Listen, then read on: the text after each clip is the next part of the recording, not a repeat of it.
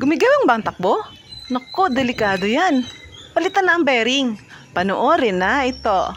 Hi guys! Welcome back to my channel. Di ka pa ba nakasubscribe? Pakiclick naman ang subscribe button at notification bell para updated lagi sa mga bago nating videos. Kung saan, makakadagdag kaalaman na, makakatipid ka pa. So gaya nga ng nakikita nyo guys, tinatanggal niya na yung mga lumang bearing. Kung durog na, mas mahirap tanggalin. Pero kung buo pa naman, mas madali lang. Sa bagong bearing, gawin nyo to guys. Tanggalin muna ang cover para malagyan ng grasa ang mga bulitas para sa mas maganda at matagal na serbisyo. Dami-damihan nyo na guys. Huwag nang tipirin sa grasa. Mura lang naman ito eh. Pareho ang dalawang bearing, lagyan nyo na guys. Ako sa yan, kung makikita nyo. Tingnan yung maigi. Si mekaniko, sanay na sanay sa paglalapirot ng bearing. Tama ba guys? Lapirot tawag dyan. Ang daliri niya, So, yan,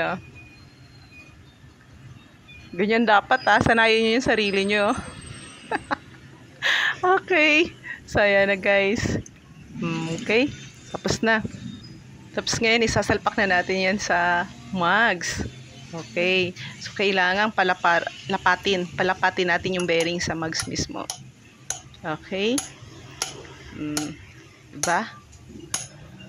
Counting pukpok. O, yan.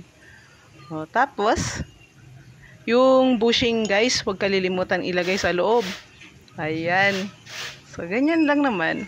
Tapos, ilalagay natin yung isa pang bearing. Ayan. Dapat yung butas, tinitingnan nyo din. Dapat magkaka-align sila. Tapos, pupukpukin din nyo. Ayan. Para umilalim. So, ganyan lang naman. Tapos, ilalagay na natin yung oil seal ng mugs. Pagkalagay ng oil seal, ibabalik na natin siya sa shock. At ibabalik na din yung axle. Sa puntong yan guys, kung nakikita nyo, pinapasok niya lang yung rotor disc o yung disc nga natin, pinapasok lang niya sa pagitan ng mga disc pad. Okay, so para maayos lang din, naka-align silang lahat. Tapos kinakabit niya na din yung bushing doon sa may shock. Okay. So ayan na.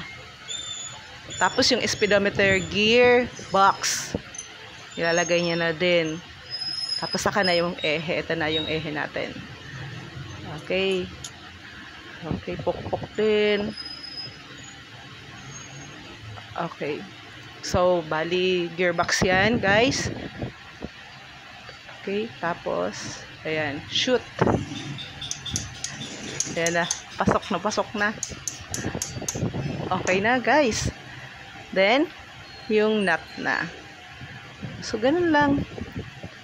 Hihigpitan na lang, guys, para hindi siya makalas habang tumatakbo. So, ayan lang po siya. Okay. Higpit. Ayos na siya. At para naman panatiling maayos ang preno sa bago bumiyahe, panoorin nyo naman guys itong kasunod na video. Salamat!